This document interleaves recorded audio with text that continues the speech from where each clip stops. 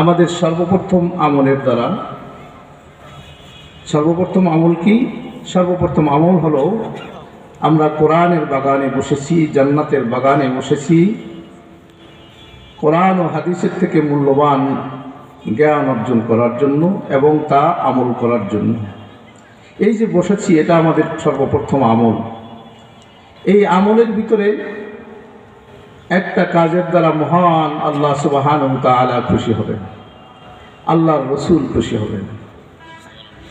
আর একটা কাজের দ্বারা শয়তান খুশি হয়।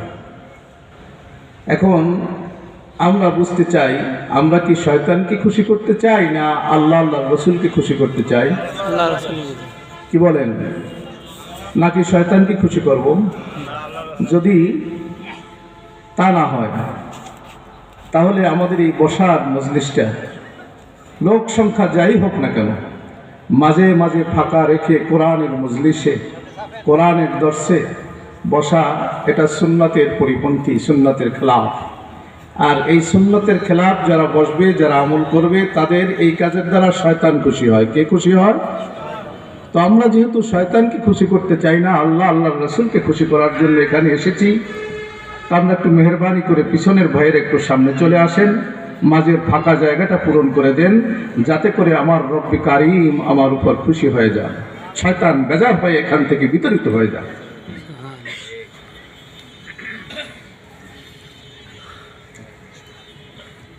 সাল্লাল্লাহু আলাইহি ওয়াসাল্লাম, সাল্লাল্লাহু আলাইহি ওয়াসাল্লাম।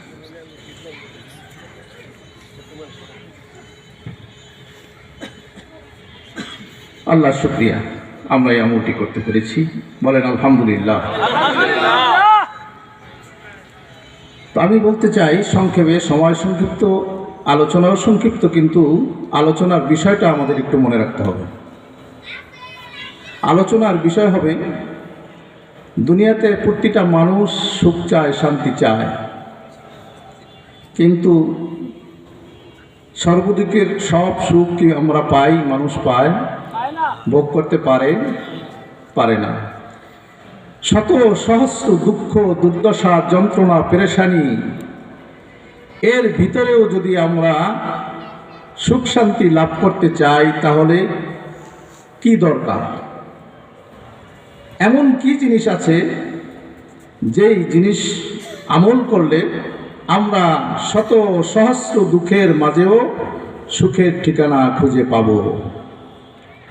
সেই জিনিসটাই আমি সংক্ষেপে আপনাদের সামনে তুলে ধরব। এই নিখিল ধরণীর প্রভু তুমি,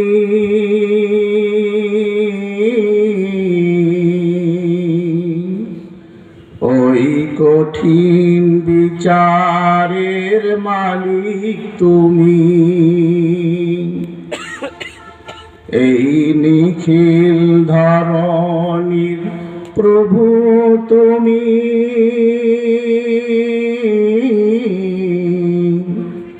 ওই কঠিন বিচারের মালিক তুমি। ক্ষমা কর প্রভু মোরা গুনাহগার, এ বান্দারে ক্ষমা করা করুণা তোমার গো, বান্দারে ক্ষমা করা করুণা তোমার। তাই তো তোমায় ডাকি মোরা বারে বার, তাই তো তোমায় ডাকি মোরা বারে বার। বলো সুবহানাল্লাহ ওয়ালহামদুলিল্লাহ, লা ইলাহা ইল্লাল্লাহ, সুবহানাল্লাহ ওয়ালহামদুলিল্লাহ, লা ইলাহা ইল্লাল্লাহ। একটু আওয়াজ দিয়া সুবহানাল্লাহ আলহামদুলিল্লাহ, লা ইলাহা ইল্লাল্লাহ, সুবহানাল্লাহ আলহামদুলিল্লাহ, লা ইলাহা ইল্লাল্লাহ, সুবহানাল্লাহ আলহামদুলিল্লাহ লা ইলাহা ইল্লাল্লাহ। তোমার দুয়ারের ভিখারি আমি, তোমার করুণা ভিক্ষা চাহি ওগো, তোমার দুয়ারের ভিখারি আমি, তোমার করুণা ভিক্ষা চাহি। ক্ষমা করো প্রভু মোরা গুনাহগার, এ বান্দারে ক্ষমা করা করুণা তোমার গো, বান্দারে ক্ষমা করা করুণা তোমার। তাই তো তোমায় ডাকি মোরা বারে বার বলো সুবহানাল্লাহ ওয়ালহামদুলিল্লাহ। আওয়াজ দিয়া সুবহানাল্লাহ ওয়ালহামদুলিল্লাহ লা ইলাহা ইল্লাল্লাহ। সুবহানাল্লাহ ওয়ালহামদুলিল্লাহ লা ইলাহা ইল্লাল্লাহ লা ইলাহা ইল্লাল্লাহ লা ইলাহা ইল্লাল্লাহ লা ইলাহা ইল্লাল্লাহ মুহাম্মাদুর রাসূলুল্লাহ সাল্লাল্লাহু আলাইহি ওয়াসাল্লাম। প্রিয় হাজিরিন, আল্লাহকে একটু স্মরণ করে নিলাম। তো আমার আলোচনা ছিল দুঃখ ও দুর্দশায় জড়িত আমরা। এই দুঃখ যন্ত্রণা রোগ শোক বিপদ আপদ বালা মুসিবত এর মাঝেও আমরা সুখী কিভাবে হতে পারি। তো সুখী হওয়ার জন্য আল্লাহ পাক রব্বুল আলামিন আমাদেরকে ব্যবস্থাপত্র দিয়েছেন, আল্লাহর রাসূল ব্যবস্থাপত্র দিয়েছেন। আর দুনিয়াতে সুখ তো হবে না যত সুখ আমরা খুঁজি, কারণ প্রতিটা মানুষ সে একটা সুস্থ দেহ চায়। প্রতিটা মানুষ চায় আল্লাহ আমাকে তুমি আজীবন সুখে রাখো, আমার যেন কোনো রোগ বিমারি না হয়। প্রতিটা মানুষ চায় রব্বুল আলামিন আমাকে সুন্দর একটা বাড়ির ব্যবস্থা যেন করতে পারি, আবার সুন্দর একটা গাড়ির ব্যবস্থা যেন করতে পারি, আবার সুন্দর একটা নারীর ব্যবস্থাও যেন হয়। মানুষ চায় না? না চায়? সব কিছু ভালোটাই চায়, মন্দটা কেহ চায় না। কিন্তু আল্লাহ বলেন, বান্দা যত ভালোর কামনা করো, যত ভালো চাও না কেন, তোমার এই দুনিয়ার এই জিন্দেগিতে সব দিক থেকে সব ভালো কিন্তু তোমার ভাগ্যে মিলবে না। কারণ সব দিকের ভালো যেখানে মিলবে তার নাম কি বলেন? জান্নাত। ওয়ালাকুম ফিহা মা তাশতাহি আনফুসুকুম ওয়ালাকুম ফিহা মা তাদউন নুজুলাম মিন গফুরির রহিম। সেই আপনার মন যা চাইবে সেটা পাবেন। সে জায়গা কোনটা?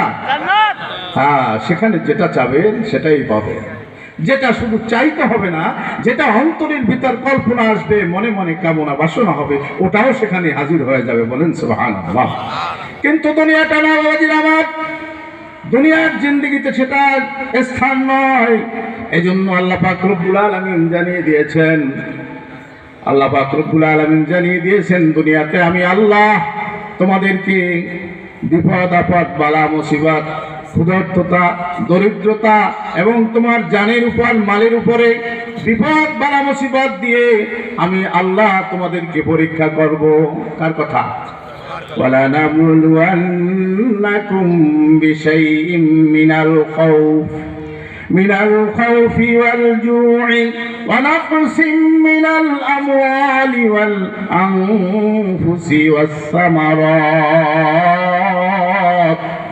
আল্লাহ বলেন যে আমি আল্লাহ তোমাদেরকে পরীক্ষা করব। অবশ্যই আমি আল্লাহ তোমাদের পরীক্ষা করব। আমি আল্লাহ কিসের দ্বারা পরীক্ষা করব? ওয়ালানাবলুওয়ান্নাকুম বিশাইইন মিনাল খাউফ, তোমাদের ভয় ভীতির দ্বারা, তোমাদের ক্ষুধার্ততা দরিদ্রতা দিয়ে আমি আল্লাহ তোমাদেরকে পরীক্ষা করব। তোমাদের জান মালের উপরে বিপদ বালা মুসিবত দিয়ে আমি তোমাদেরকে পরীক্ষা করব। কি পরীক্ষা? ঈমানের পরীক্ষা, যে আমরা কতটুকু ঈমান মজবুত, আমাদের কতটুকু ঈমানদার। এই পরীক্ষার জন্যই আমাদের উপরে বিপদ আপদ বালা মুসিবত আসে। আর দুনিয়াতে যত বিপদ আপদ বালা মুসিবত আসে, সবচেয়ে বেশি বিপদগ্রস্ত, বেশি বালা মুসিবত কাদের উপর আসছে জানেন? আল্লাহ রাসূল সাল্লাল্লাহু আলাইহি সাল্লাম ফরমান, আশাদুন নাস বালা আল আমবিয়া সুম্মাল আমসালু ফাল আমসাল। আল্লাহ রাসূল ফরমান, দুনিয়ার মধ্যে সবচেয়ে বেশি বালা মুসিবত, সবচেয়ে বেশি দরিদ্রতা, দুঃখ, কষ্ট এসেছে সমস্ত আম্বিয়াগণের উপর। বলেন সুবহানাল্লাহ। আল্লাহ তাদেরকে বিপদ বালা মুসিবত দিয়ে আল্লাহ পাক রব্বুল আলামিন তাদেরকে পরীক্ষা করেছেন। তাদেরকে আল্লাহ পাক রব্বুল আলামিন উচ্চ আসনে উঠিয়ে নিয়েছেন। কিসের দ্বারা? বালা মুসিবতের দ্বারা। আর সুম্মাল আমসালু ফাল আমসাল। আল্লাহ রাসূল ফরমান, এরপরে যারা যত রাসূলের নবীদের নিকটবর্তী, যারা নবীদের কাছে, এদের উপরে এরপরে বিপদ আসবেই আসবে, তারাও বিপদগ্রস্ত হবে। ইতিহাস তাই তো সাক্ষী দেয়। তো বাবাজিরা আমার, এই বিপদ বালা মুসিবত আসলে পরে ধৈর্য ধারণ করা এটা বড় কঠিন জিনিস। এই কঠিন বিপদের সময় মানুষ দুইটা ভাগে বিভক্ত হয়ে যায়। এক ভাগ মানুষ এই বিপদ আপদ বালা মুসিবত যখন আসে, একদল মানুষ তারা ঈমান মজবুতের কারণে, তাদের ঈমান পোক্তা থাকার কারণে, মজবুত ঈমান থাকার কারণে তারা ঈমানি পরীক্ষা উত্তীর্ণ হয়ে আল্লাহর নৈকট্য লাভ করে। বলেন সুবহানাল্লাহ। তারা বেগুনা হয়ে যায়, তারা আল্লাহর নৈকট্য লাভ করে, তারা কিয়ামতের ময়দানে নবীদের সঙ্গে তাদের হাসর হবে। বলেন সুবহানাল্লাহ। কিসের দ্বারা? এই বিপদ আসলে এক শ্রেণীর মানুষ ঈমানি পরীক্ষায় পাশ করে, পাশ করার কারণে তাদের মর্যাদা বেড়ে যায়। বলেন সুবহানাল্লাহ। এরা কারা? ঈমানি পরীক্ষায় যারা ধৈর্য সবুর এখতিয়ার করবেন, ধৈর্য ধারণ করবেন, সবুর করবেন, এরপরেও বিপদের সময়ও ধৈর্যের সাথে আল্লাহর শুকরিয়া আদায় করবে, এই শ্রেণীর মানুষ আল্লাহর নিকটবর্তী হয়ে যায়, আল্লাহর সন্তুষ্টি অর্জন করে, দুনিয়া এবং আখিরাতে তারা সফল হয়ে যায়। বলেন সুবহানাল্লাহ। যেমন উম্মে সালিম নামক রাসূল পাক সাল্লাল্লাহু আলাইহি সাল্লামের একজন সাহাবী, মহিলা সাহাবী, কিতাবে আসছে উম্মে সালিম আল্লাহ রাসূলের মহিলা সাহাবী, একটা মাত্র সন্তান, সন্তানের বাবা গেছে সফরে, বাবা বাড়িতে নাই, বাবা সফরে, সন্তানটি বাড়িতে ইন্তেকাল করেছেন। উম্মে সালিম তার সন্তানকে নিজ হাতে গোসল দিয়ে সুন্দর করে কাফন পরিয়ে, তার বাবা আগামী দিন আসবে, তার বাবার অপেক্ষায় সন্তানটিকে রাত্রে বিছানার ভিতরে সুন্দর করে গোসল করায়া, প্যাকেটিং করে, কাফন পরাইয়া বিছানায় সুন্দর করে শোয়া রাখছেন, সুন্দর করে চাদর দিয়া শোয়া রাখছে। গভীর রজনীতে বাবা বাড়িতে হাজির। বাবা এসে জিজ্ঞাসা করে, আমার সন্তান কেমন আছে, কোথায় আছে? উম্মে সালিম বলে, আপনি শান্ত হন, ওযু করেন, হাত পা ধোন, সারাদিন রোজা রেখেছেন, আপনি কিছুই খেতে পারেন না, এখন যে খাবার ঘরে আছে খেয়ে নিন, শান্ত হন, আপনার ছেলে ভালো আছে, আল্লাহ তাকে ভালো রেখেছেন। ওই যে দেখেন আপনার সন্তান বিছানায় সুন্দর করে ঘুমিয়ে আছে, শুয়ে আছে। উম্মে সালিম এই জবাব শুনে সন্তানের বাবা মনে করলো আমার সন্তান ভালোই আছে, যাক, তাকে আর এই গভীর রাতে তাকে ঘুম থেকে উঠে আর জাগ্রত করে ঘুম ভেঙে কষ্ট দিয়ে লাভ নাই, ও ঘুমাচ্ছে, ঘুমাক। কেমন স্ত্রী, কেমন আল্লাহর বান্দি তার স্বামীকে কষ্ট দিতে চায় না, স্বামীকে বলে না, ভেঙে কিছুই বলে না, স্বামীকে সুন্দর করে আদর সোহাগ দিয়ে রাত্রে খাবার খাওয়াইয়া স্বামীকেও বিছানায় শোয়া দিলেন। বিছানায় স্বামী ঘুমায় গেল। সফর করে স্বামী এসেছে, স্ত্রীর সঙ্গে মিলনের বাসনা কামনা জেগেছে, স্ত্রী বাধা দেয়নি, স্বামীর সঙ্গে মিলিত হলো। সকাল যখন হলো, সকাল হওয়ার পরে আস্তে ধীরে স্বামীকে কাছে নিয়ে এবার স্ত্রী বলতেছে, স্বামী হে আমার, আপনি মনে দুঃখ নিয়েন না, কষ্ট নিয়েন না। আপনার সন্তান গতকালকে ইন্তেকাল করেছে, আপনি সফরে অনেক কষ্ট করেছেন, রোজার দিন রোজা রেখেছেন। আপনাকে যদি রাত্রে আমি জানাই আপনার মনে কষ্ট আসবে, আপনি হয়তো খাবার খেতে পারবেন না, আপনি পেরেশানির মধ্যে পড়ে যাবেন। আপনাকে শান্ত রাখার জন্য আমি আপনাকে বলেছি আপনার সন্তান আরামের ঘুমে ঘুমিয়ে আছে। আপনার সন্তান ঘুমিয়ে আছে, কষ্ট দিয়েন না। কিন্তু আপনার সন্তান মারা গেছে। আচ্ছা বলেন স্বামী, কেউ যদি কারো কাছে কোনো একটা আমানত রাখে, সে আমানতটা যদি আমানতের মাল কিছুদিন পরে নিয়ে যায়, তাহলে সেজন্য কি যার কাছে আমানত রেখেছে সে ব্যক্তি দুঃখ কষ্ট পাওয়া তার জন্য ঠিক হবে? স্ত্রী বলে স্বামীকে, স্বামী বলেন না, তা তো ঠিক হবে না। স্ত্রী বলতেছেন, স্বামী হে আমার, আল্লাহ আপনাকে আমাকে আল্লাহর তরফ থেকে নেয়ামত একটি সন্তান দিয়েছিল, যে আল্লাহর মালিক, যে আল্লাহ আপনাকে আমাকে দিয়েছিল, সে আল্লাহ পাক রব্বুল আলামিন তার হুকুমে, আল্লাহ তার হুকুমে সন্তান চলে গেছে, আল্লাহই তাকে নিয়ে নিয়েছেন। এজন্য কি আপনার আমার দুঃখ কষ্ট করার কোনো বিষয় আছে, কারণ আছে? স্বামীকে কত সুন্দরভাবে বুঝিয়ে দিলেন।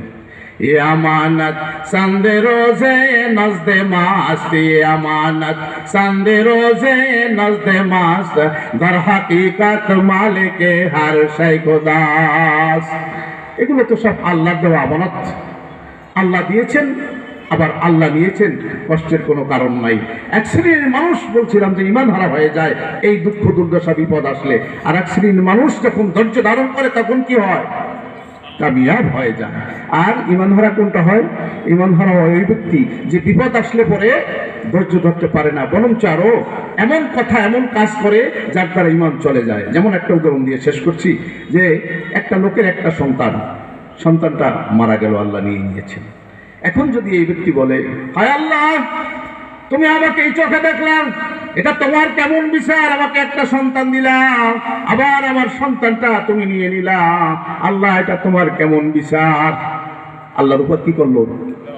অভিযোগ। যে আল্লাহর হুকুমে, আল্লাহর কাজে, আল্লাহর ইচ্ছার উপর সে সন্তুষ্ট না। এরকম যদি কেউ আচরণ করে ঈমান থাকবে?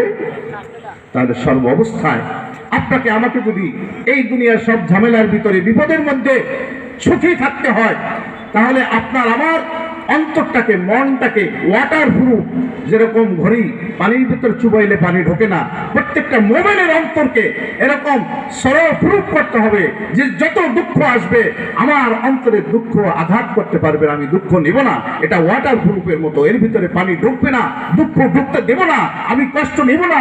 আমি আল্লাহর দেওয়া পরীক্ষার উপর আল্লাহর উপর সন্তুষ্ট হয়ে আমি তখনও বলবো আলহামদুলিল্লাহ। এটা যদি পারি তাহলে শত সহস্র দুঃখের মাঝেও আমি সুখের ঠিকানা খুঁজে পাবো। আল্লাহ আমাদের তৌফিক দিন, আমিন। আখির দাওয়ানা আলহামদুলিল্লাহি রাব্বিল আলামিন।